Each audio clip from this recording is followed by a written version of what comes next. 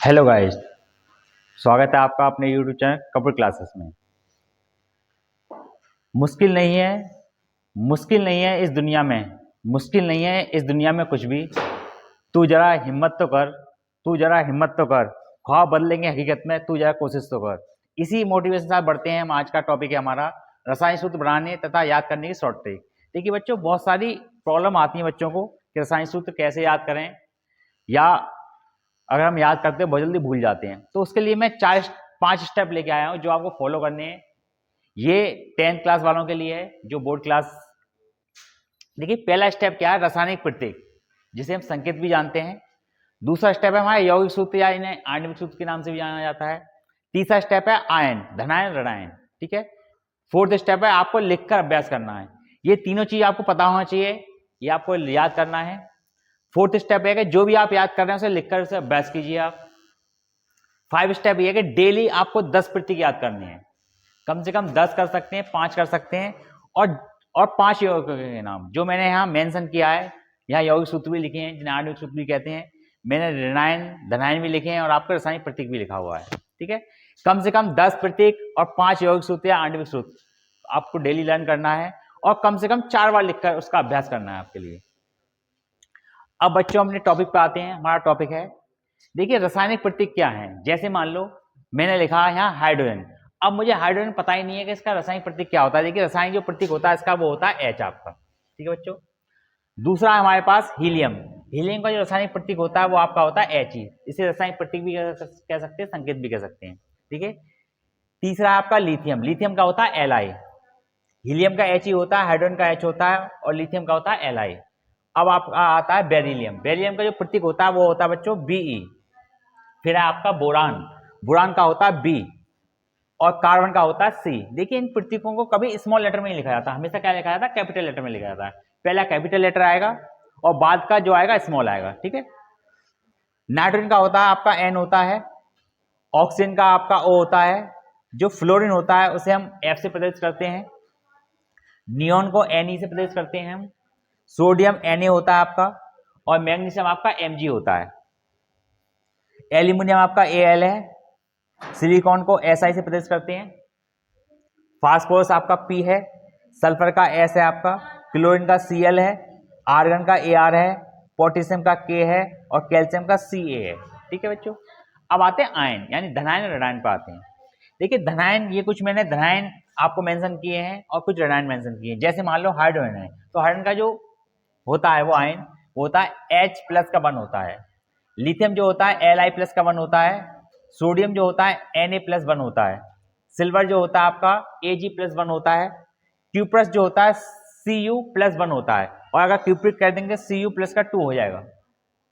Mercurous है Hg plus का one होता है इसमें, और मर्क्यूरिक कह देंगे तो Hg प्लस 2 हो जाएगा। अब आता है अमोनिया। देखिए अमोनिया जो होता है उसको NH3 होता है, पर क्या होता है सब प्लस वन होता है। ठीक है। अब आता है बेरिलियम। बेरिलियम होता है Be प्लस का 2 होता है। बेरियम जो होता है Ba प्लस का 2 होता है। मैग्नीशियम में आपका Mg प्लस का 2 होता है। कैल्शियम आपका Ca प्लस का 2 होता है। फेरस क्या होता है Fe प्लस का 2 होता है। अगर हम फेरिक बोलेंगे तो फेरिक क्या होता है Fe प्लस का 3 होता है। अब आता है जिंक। जिंक जो होता है आपका Zn प्लस का 2 होता है उस पर। स्टेनस जो होता है Sn प्लस 2 होता है आपका, और एल्यूमिनियम होता है Al प्लस का 3। अब देखिए ये तो हो गए धनायन। अब आते हैं ऋणायन। ठीक है। ऋणायन क्या है, जैसे क्लोराइड है, क्लोराइड क्या होता है Cl माइनस का बन होता है। ब्रोमाइड है Br माइनस का बन होता है। आयोडाइड आपका I माइनस का बन होता है। नाइट्राइट है आपका NO2 माइनस का बन है। हाइड्रोक्साइड होता है OH माइनस का बन है आपके पास। जो बाइकार्बोनेट, इसे बाइकार्बोनेट भी कह सकते हैं, इसे हाइड्रोजन कार्बोनेट भी कह सकते हैं। ठीक है। HCO3 माइनस का बन है। फिर आपका नाइट्रेट, नाइट्रेट जो होता है NO3 माइनस का बन है, और एसीटेट जो होता है CH3COO माइनस का बन। ऑक्साइड जो होता है O माइनस का 2 होता है। सल्फाइड जो होता है S माइनस का 2। सल्फाइड जो होता है, देखिए सल्फाइड, जब सल्फाइड की बात करें तो S माइनस का 2 होगा। हमने कहा सल्फाइट, तो क्या होगा SO3 माइनस का 2 होगा। सल्फेट है आपका SO4 माइनस का 2 है। कार्बोनेट आपका CO3 माइनस का 2 होता है।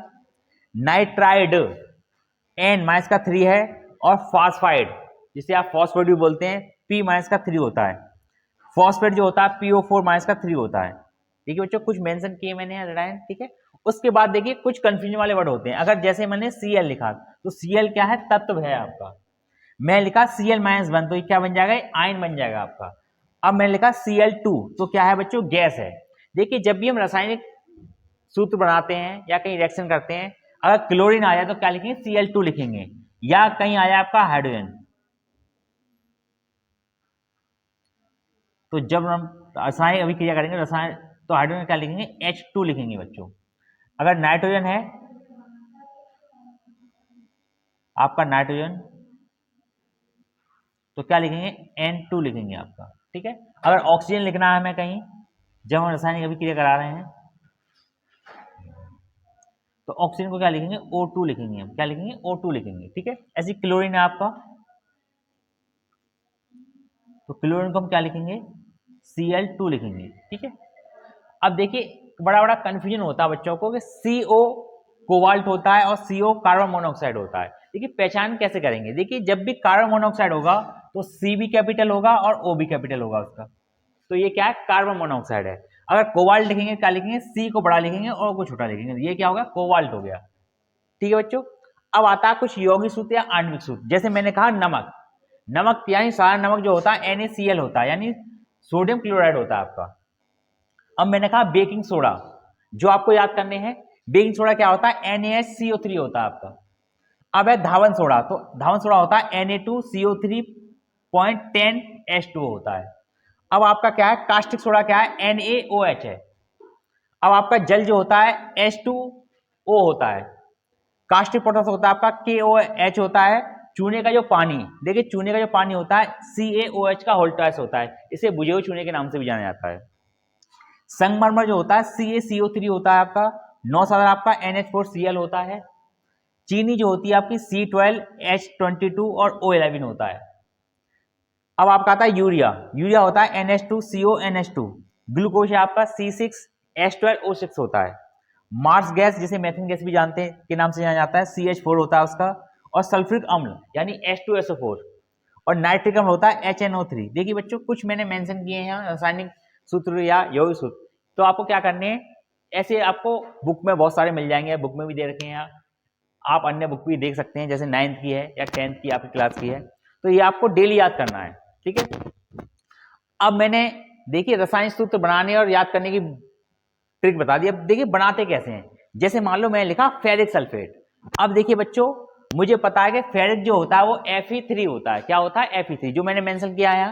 देखिए मैंने मेंशन किया है आपका Fe3, ये वाला फेरिक जो होता है Fe3 होता है, तो मैं क्या लिखूंगा यहाँ, Fe प्लस का 3 लिख दिया मैंने।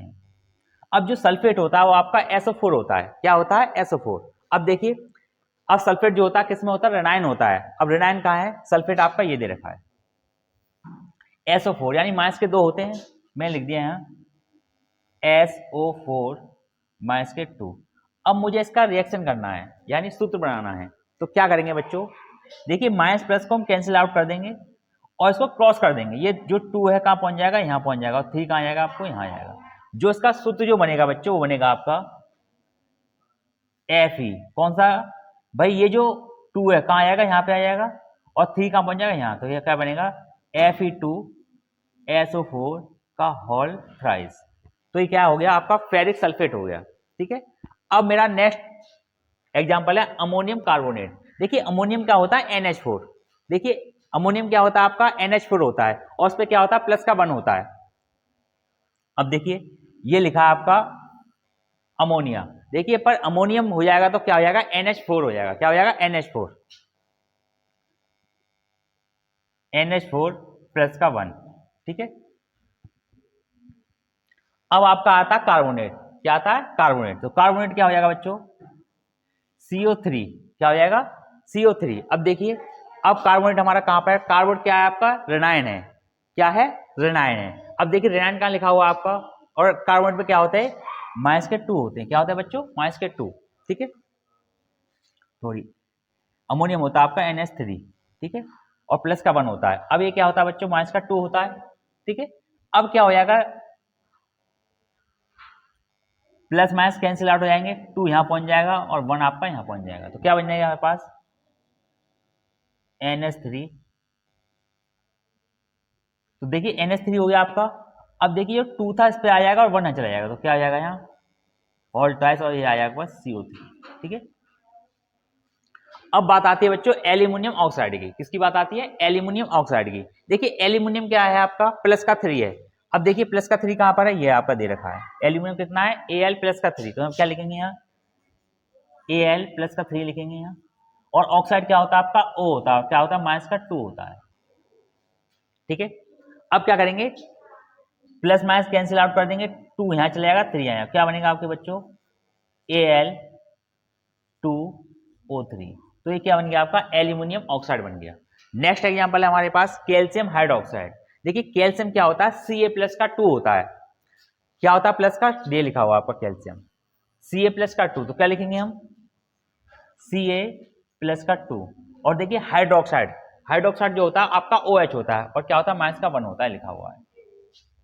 तो OH और माइनस का 1, माइनस प्लस कैंसिल आउट हो जाएंगे, 1 यहाँ जाएगा और 2 यहाँ जाएगा। देखिए 1 को हम शो नहीं करते हैं, रिएक्शन जब करते हैं उसके बाद 2 को हम शो करेंगे, क्या बनेगा CaOH का होल ट्वाइस। ठीक है, कैल्शियम हाइड्रोक्साइड को हम किस नाम से जानते हैं, बुझे हुए चूने के नाम से भी जानते हैं। ठीक है, ठीक है बच्चों, आज हमने क्या सीखा, रासायनिक सूत्र बनाने और याद करने की शॉर्ट ट्रिक। ठीक है, जिसमें मैंने आपको मेंशन किया है, रासायनिक पट्टी भी मेंशन किए हैं कुछ आपके लिए समझाने के तौर पर, धनायन भी किए हैं, ऋणायन भी किए हैं और कुछ यौगिक सूत्र दे दिए हैं। देखिए सूत्र तो बहुत सारे हैं, तो ये आपके लिए एग्जाम के तौर पर बताया गया है कि आपको कैसे याद करना है। ठीक है, और यहाँ मैंने आपको विधि बताई कि हम किस तरह से रिएक्शन करते हैं। ठीक है बच्चों, और कुछ मैंने स्टेप भी बताया आपको कि किस तरह से प्रैक्टिस करनी है। अगर आप इस तरह प्रैक्टिस करेंगे तो कुछ दिनों में आपको सब कुछ समझ में आने लगेगा। ठीक है, याद भी होने लगेगा। अगर आप लिखकर प्रैक्टिस करते हैं तो लंबे समय तक याद रहेगा आपको, और जो आपकी हैंड राइटिंग है उसमें भी सुधार होगा। ठीक है बच्चों, आज के लिए आपके लिए इतना ही, मिलते हैं नेक्स्ट टॉपिक के साथ। Thank you for watching.